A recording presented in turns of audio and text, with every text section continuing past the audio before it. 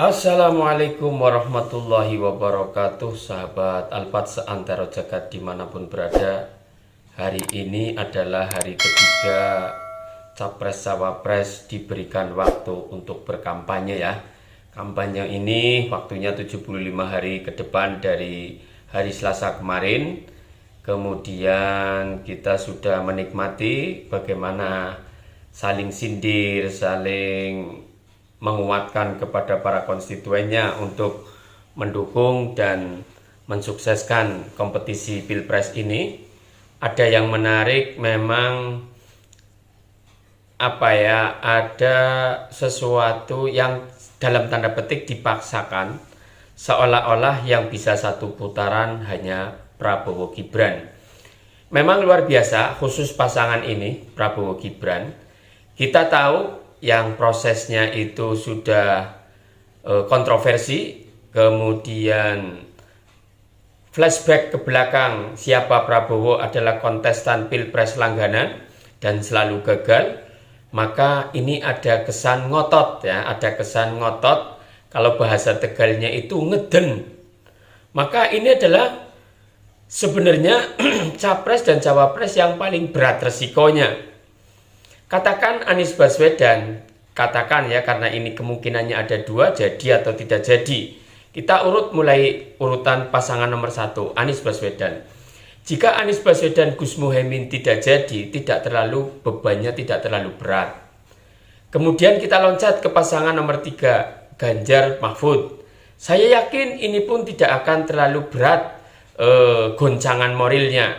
Tapi khusus di pasangan 2. Ini kita harus siap, siapapun kita pendukung Capres-Cawapres yang mana, kita harus meyakini dulu kita jangan mendahului kehendak Allah Subhanahu wa taala. Kita bisa menang, bisa kalah. Itu kita kita harus sepakat dulu. Itu satu ya. Pasangan Prabowo Gibran jelas ini adalah pasangan yang paling ngotot, dalam tanda petik ngeden bahasa Tegalnya. Karena apa? Satu, capresnya sudah berkali-kali gagal. Yang kedua, di sini ada taruhan dalam tanda petik anak seorang penguasa saat ini. Bagaimana rasanya jika kalah? Kalau menang pun orang akan mencurigai bermacam-macam. Karena memang awal prosesnya juga kontroversi. Maka sangat dilema khusus bagi pasangan Prabowo Gibran. Walaupun Fahri Hamzah selalu mengatakan bahwa ini adalah yang paling rasional dan lain sebagainya.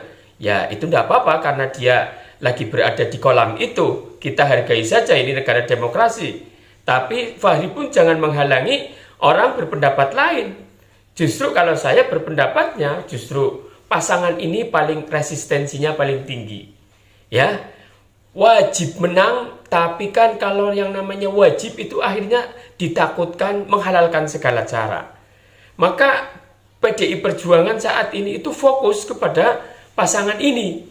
Bagaimana mereka PDI Perjuangan dari struktural PDI Perjuangan dari ketua umum sampai ketua hariannya itu terus dalam tanda petik melawan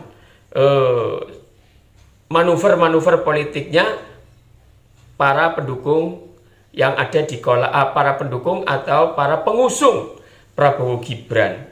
Maka luar biasa Pilpres 2024 ini dengan kontestannya 3, tapi satu yang paling resistennya paling tinggi, yaitu Prabowo Gibran.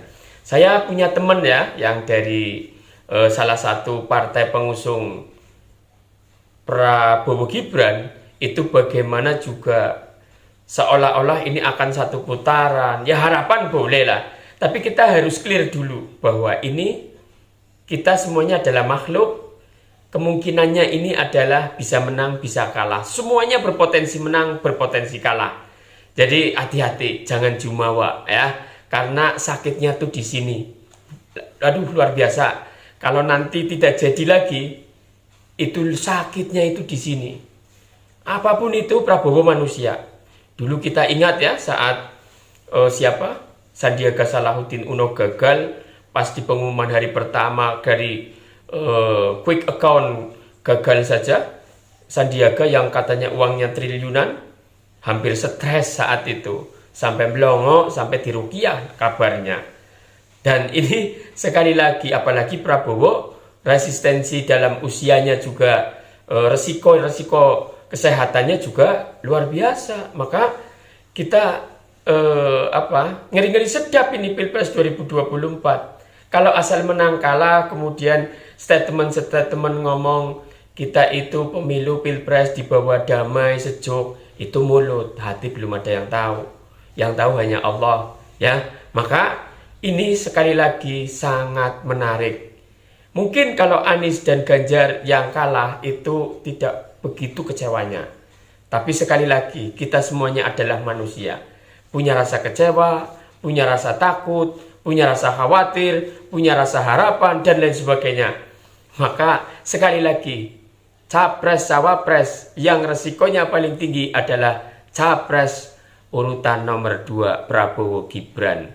Jangan sampai karena mereka yang resikonya paling tinggi, kemudian bagaimana semua instrumen, semua elemen diarahkan, digunakan untuk memenangkan pasangan ini. Kita awasi bareng-bareng, jangan sampai sekali lagi ada potensi menghalalkan segala cara.